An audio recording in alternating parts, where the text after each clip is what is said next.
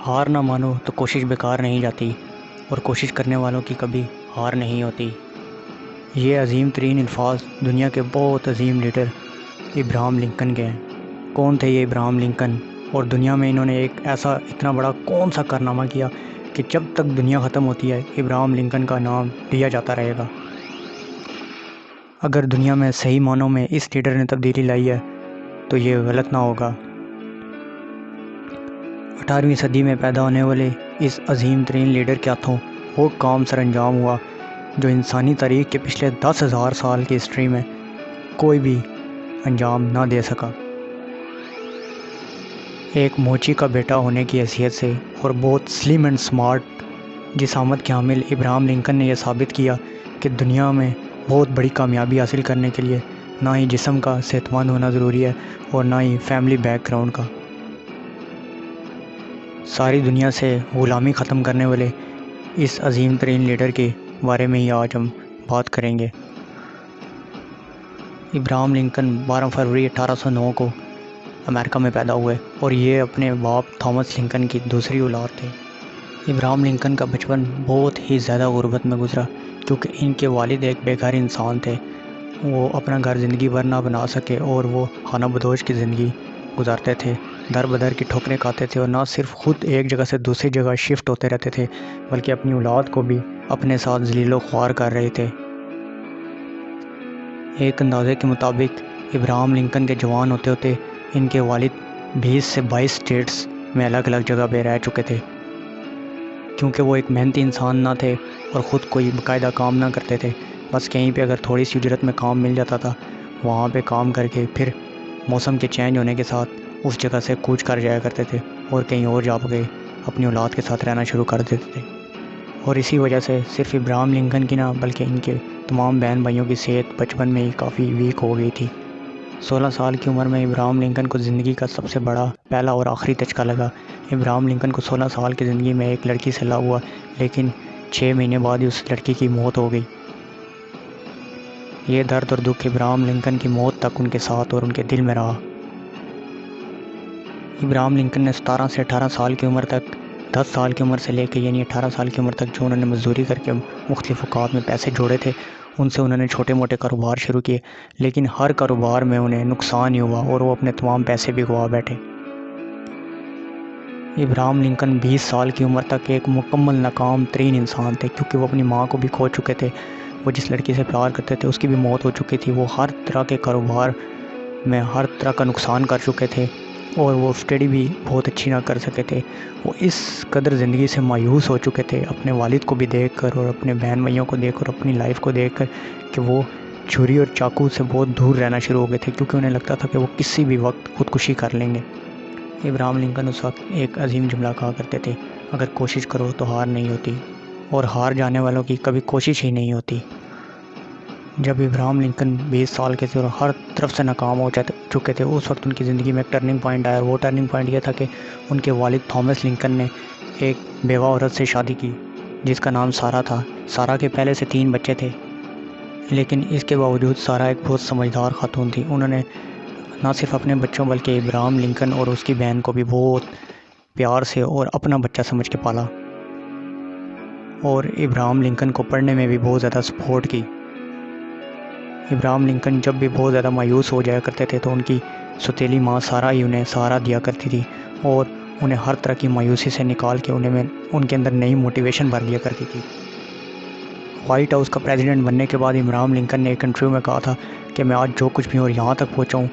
شاید میں بہت پہلے خودکشی کر چکا ہوتا یا میں زندگی میں بالکل ایک پاگل یا سائیکوپیتھ بن چکا ہوتا، لیکن میری ماں سارا نے ہی مجھے یہاں تک پہنچایا ہے۔ ابراہم لنکن کے والد تھامس لنکن ایک بہت بیکار اور بہت کرول یعنی کہ ظالم انسان تھے اور بہت لالچی انسان تھے۔ وہ کبھی بھی نہیں چاہتے تھے کہ ابراہم لنکن پڑھے،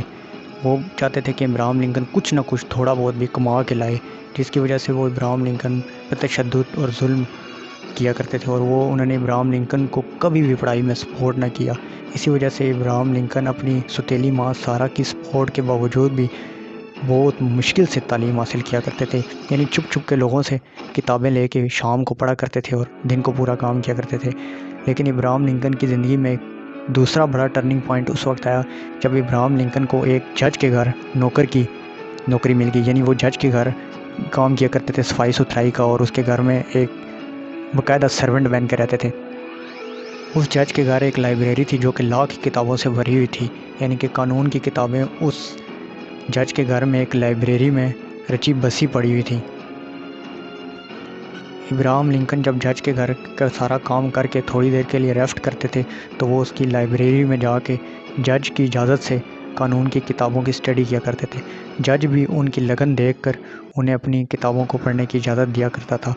جلد ہی ابراہم لنکن نے تمام لائبریری چھان ماری اور وہاں کی ایک ایک کتاب کو رٹ لیا۔ جج نے ابراہم لنکن کی یہ قابلیت اور یہ ذہانت دے کے ان کی اسٹڈی دوبارہ شروع کروا دی۔ وہ ساتھ ساتھ جج کے گھر میں ایز اے سرونٹ کام بھی کیا کرتے تھے اور اپنی اسٹڈی بھی کرتے رہے، اور جج سے ہی تعلیم حاصل کرتے رہے اور اسی کی لائبریری سے کتابوں کا مطالعہ کرتے رہے۔ جلد ہی ابراہم لنکن اپنی قانون کی یعنی لا کی پڑھائی مکمل کرنے کے بعد اسی گاؤں میں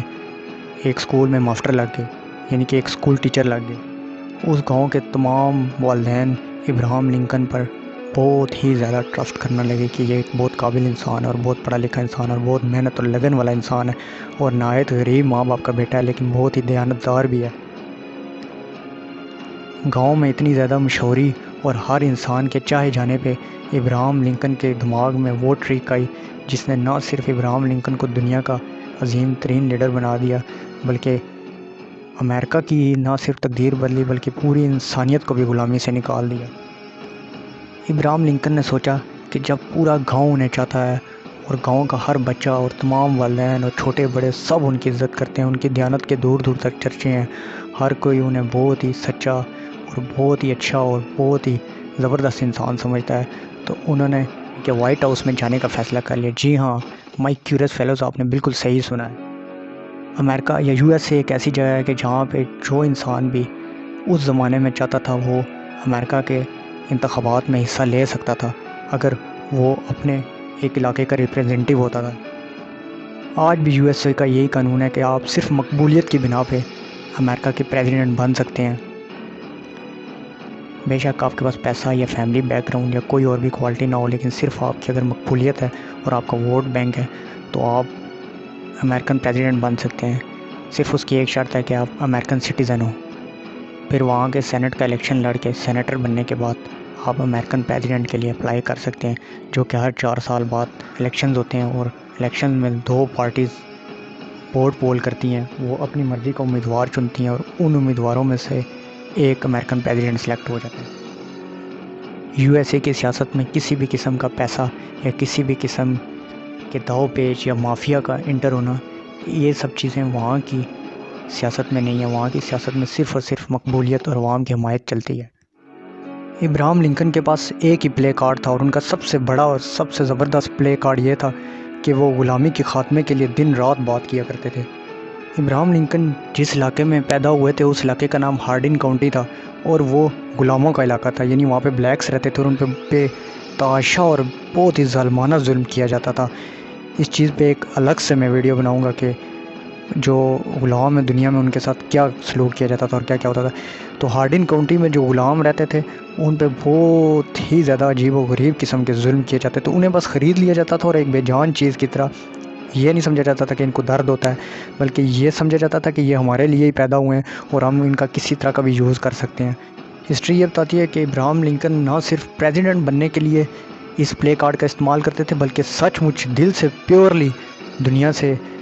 جو ہے غلامی ختم کرنے کا ان کے اندر موٹیویشن تھی، یا وہ سچ میں بھی دنیا سے غلامی ختم کرنا چاہتے، کیونکہ وہ جس علاقے میں گرو ہوئے تھے وہ علاقہ ایسا ہی تھا اور انہوں نے ایسے واقعات دیکھے تھے کہ ان کا دل بالکل ٹوٹ چکا تھا اور وہ دنیا سے غلامی کو ختم کرنا چاہتے تھے۔ چنانچہ ابراہم لنکن ہر چوک، ہر بازار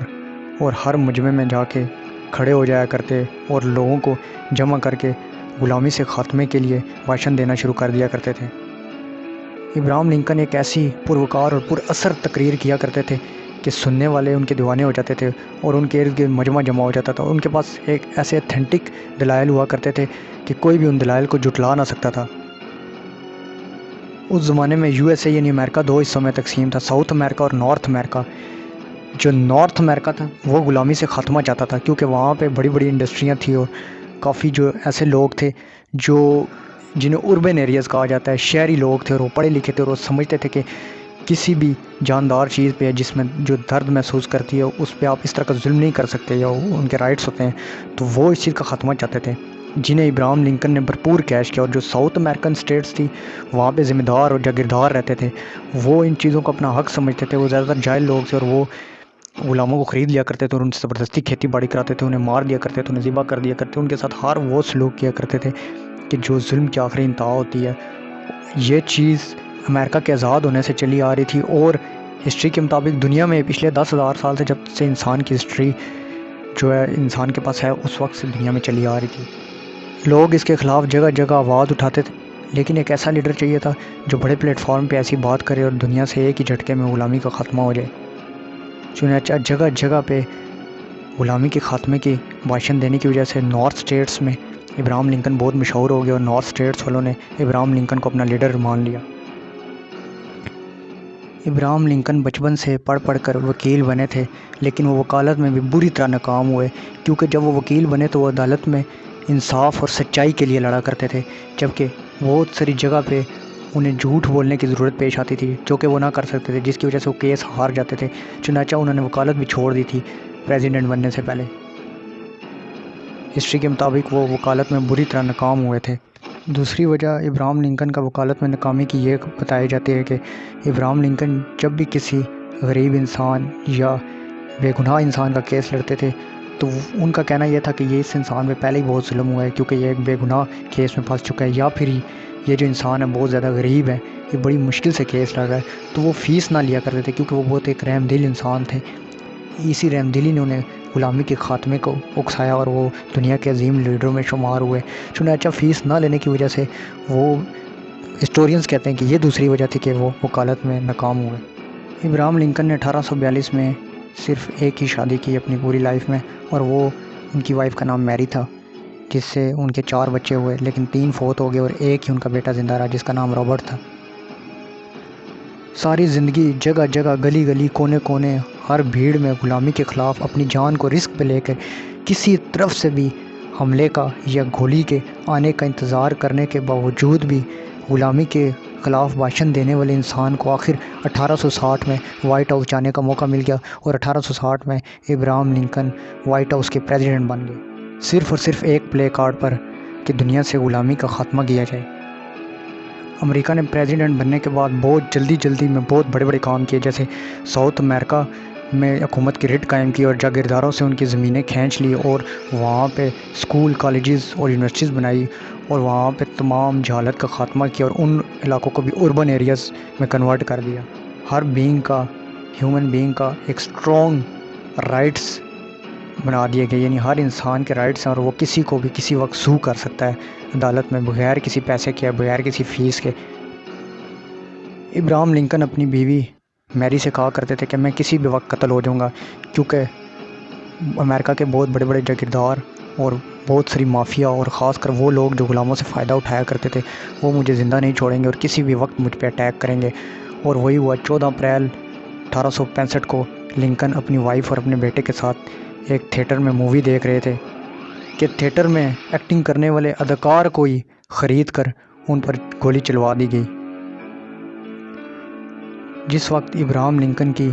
جان نکل رہی تھی ان کے بیٹے نے ایک مشہور الفاظ کہے، "They killed my father"۔ یہ تھی دنیا کے بہت ہی عظیم لیڈر پر بہت ہی چھوٹی ڈاکومنٹری۔ امید ہے یہ ڈاکومنٹری آپ کو بہت پسند آئی ہوگی۔ So keep watching Secrets of Kings۔